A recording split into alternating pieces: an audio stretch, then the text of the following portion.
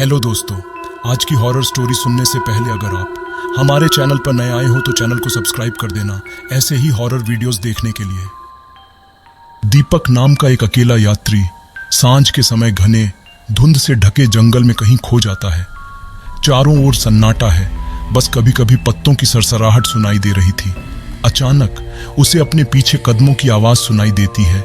वह तेजी से मुड़ता है और धुंध से निकलते हुए एक साए को देखता है। जैसे ही वह करीब आता है, दीपक का दिल थम जाता है। वह साए में खुद का चेहरा देखता है, हूबहू दीपक जैसा। दीपक के प्रतिक्रिया करने से पहले उस साए की आंखों में दुष्टता की चमक आती है और वह दीपक के रूप में बदल जाता है। दीपक घबराकर पीछे भागता है। उसकी सांसें तेज हो जाती हैं, लेकिन तब तक बहुत देर हो चुकी थी। छलावा दीपक का चेहरा लिए मुस्कुराता है और दीपक को बेरहमी से मार देता है। गांव भरोल शापित था। किसी को नहीं पता था कि यह शाप कब या कैसे शुरू हुआ, लेकिन हर कोई छलावा की दंत कथा जानता था। एक दुष्ट रूप बदलने वाला प्राणी जो किसी का भी रूप धारण कर सकता था। कहा जाता था कि जब भी छलावा किसी का चेहरा चुराता है, असली व्यक्ति की मृत्यु होना निश्चित है। सालों तक गांव वालों को लगता था कि यह सिर्फ एक मिथक है, बच्चों को डराने के लिए बनाई गई कहानी। लेकिन फिर मौतों का सिलसिला शुरू हो गया। मौत का सिलसिला रमेश से शुरू हुआ, एक साधारण किसान। एक सुबह उसे उसके ही खेत में मृत पाया गया। उसके चेहरे पर डर की एक स्थायी छाप थी। गांव वाले हैरान थे, लेकिन जब और शव मिलने लगे तो सबको छलावा पर यकीन हो गया। अगली बारी थी सीता की, रमेश की पत्नी। अपने पति की मौत के बाद से वह बिल्कुल टूट चुकी थी। एक शाम जब वह नदी से पानी भरकर घर लौट रही थी, उसने अपने घर के पास रमेश को खड़ा देखा। राहत की लहर उसके भीतर दौड़ गई।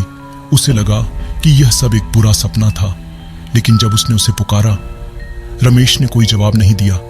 वह बस ठंडी मृत आंखों से उसे घूरता रहा। सीता को एहसास हुआ कि यह उसका पति नहीं है। इससे पहले कि वह चीख पाती, छलावा का चेहरा बदलकर उसके जैसा हो गया। वह हाँफती हुई अपने सीने को पकड़ती है और उसकी जान निकल जाती है। मौतों का सिलसिला जारी रहा और हर मौत पहले से भी ज्यादा भयानक होती गई। छलावा अपने शिकारों के साथ जैसा चाहे वैसा खेलता था।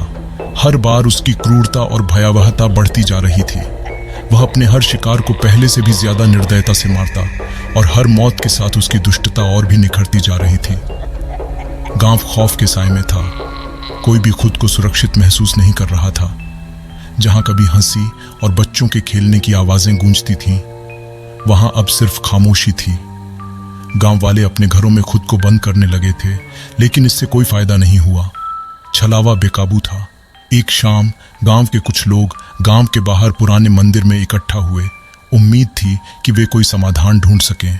उनमें से थे मोहन, गांव का लोहार, कविता, स्कूल की शिक्षिका, और हरीश, एक युवक जिसने छलावा के हाथों अपनी बहन खो दी थी। मंदिर को गांव की बदकिस्मती का केंद्र माना जाता था और उन्हें यकीन था कि शायद इस समस्या का हल मंदिर की प्राचीन दीवारों के भीतर छिपा हुआ हो।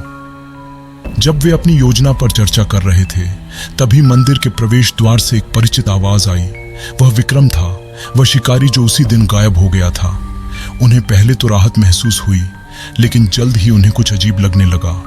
विक्रम की आंखें बेजान थीं और उसकी हरकतें अस्वाभाविक। इससे पहले कि वे कुछ समझ पाते, विक्रम का चेहरा अचानक मरोड़ने लगा और छलावा का असली रूप सामने आ गया। अराजकता फैल गई जब छलावा ने गांव वालों के चेहरों को तेजी से बदलना शुरू कर दिया। सबसे पहले मोहन गिरा। उसके चेहरे पर दर्द की स्थायी छाप थी जब छलावा ने उसका रूप धारण कर लिया। कविता चीख पड़ी जब छलावा ने उसका चेहरा लिया और वह बेजान होकर जमीन पर गिर पड़ी। हरीश क्रोध और शोक से भरा लड़ने की कोशिश करता है, लेकिन छलावा बहुत शक्तिशाली था। छलावा ने हरीश की बहन का चेहरा लिया, उसे उसकी आखिरी अभिव्यक्ति से चिढ़ाया और फिर हरीश भी उसी शाप का शिकार हो गया। गांव के नेताओं की मौत के बाद छलावा का आतंक और भी बढ़ गया। कोई भी सुरक्षित नहीं था। यह जैसे गांव में एक बीमारी की तरह फैल गया, एक के बाद एक लोगों को अपना शिकार बनाता हुआ। बूढ़े मानिक, जिन्होंने 2 युद्धों का सामना किया था, अपने घर में मरे हुए पाए गए। उनका शरीर अस्वाभाविक कोणों में मुड़ा हुआ था और उनके चेहरे पर छलावा की हंसी की छाप थी। छलावा किसी को नहीं बख्शता था, यहाँ तक कि बच्चों को भी नहीं। छोटी आरती, जो सिर्फ 7 साल की थी, अपनी गुड़िया के साथ खेलते समय छलावा का शिकार बन गई। उसकी माँ सुनीता ने अपनी बेजान बेटी को पाया, जिसका चेहरा एक क्रूर और विकृत रूप में बदल गया था। मौतें और भी हिंसक और क्रूर होती गईं और छलावा अपने द्वारा फैलाए गए आतंक का आनंद लेने लगा। हर हत्या पहले से भी ज्यादा भयावह होती जा रही थी। गांव अब एक भूतिया बस्ती में बदल चुका था, जहां सिर्फ कुछ ही लोग बचे थे जो साथ में छुपे हुए थे और प्रार्थना कर रहे थे कि कोई उन्हें बचा ले। इस डरावनी स्थिति के बीच एक शख्स ऐसा था जो छलावा के शाप को खत्म करने के लिए दृढ़ था। पलक, एक युवती जिसने छलावा के हाथों अपने भाई और सबसे अच्छे दोस्त को खो दिया था, ने हिम्मत नहीं हारी। उसने गांव के बाहर रहने वाले एक पुराने सन्यासी का सहारा लिया, जो इतने लंबे समय से वहां रह रहा था कि कोई उसे ठीक से याद भी नहीं करता था। गांव वाले उसे पागल समझकर उससे बचते थे, लेकिन पलक को पता था कि उसके पास ही छलावा को रोकने की कुंजी थी। सन्यासी ने खुलासा किया कि छलावा एक प्रतिशोधी आत्मा थी, जो सदियों पहले गांव पर डाले गए एक शाप से बंधी थी। उसे मारने का एकमात्र तरीका था उसका सच्चा नाम लेकर उसका सामना करना। लेकिन एक शर्त थी, अगर पलक असफल होती तो छलावा उसका चेहरा ले लेता और उसकी मौत सबसे भयानक होती। और कोई विकल्प नहीं था। पलक ने आखिरी मुकाबले के लिए खुद को तैयार किया। उसे पता था कि छलावा उसके लिए आएगा। उसने पहले ही उसके सारे प्रियजनों को खत्म कर दिया था। सन्यासी के ज्ञान और पवित्र जल की एक छोटी शीशी के साथ वह अपने भाई के कमरे में इंतजार करती है, जहां छलावा ने आखिरी वार किया था। जैसे ही आधी रात करीब आती है, हवा ठंडी हो जाती है और अंधेरा गहरा हो जाता है। पलक का दिल तेजी से धड़कता है जब उसे परिचित कदमों की आवाज सुनाई देती है। उसके भाई का चेहरा दरवाजे पर दिखाई देता है, लेकिन पलक तैयार थी। उसने सीधे प्राणी की आंखों में देखा और स्थिर आवाज में उसका सच्चा नाम लिया। छलावा पीछे हट गया। उसका चेहरा दर्द में मरोड़ रहा था, क्योंकि वह विरोध करने की कोशिश कर रहा था। पलक उसकी शक्ति को कमजोर होते हुए महसूस कर सकती थी, लेकिन लड़ाई अभी खत्म नहीं हुई थी। पलक ने एक के बाद एक कई चेहरे बदले। उसकी माँ, उसके पिता, उसके दोस्त सभी मृत थे। ये एक मानसिक हमला था। उसकी आत्मा को तोड़ने की कोशिश कर रहा था, लेकिन पलक दृढ़ रही, बार बार नाम दोहराती रही, जब तक छलावा अपना रूप बनाए नहीं रख सका। एक आखिरी पीड़ा भरी चीख के साथ छलावा एक काले, आकारहीन द्रव्यमान में बदल गया।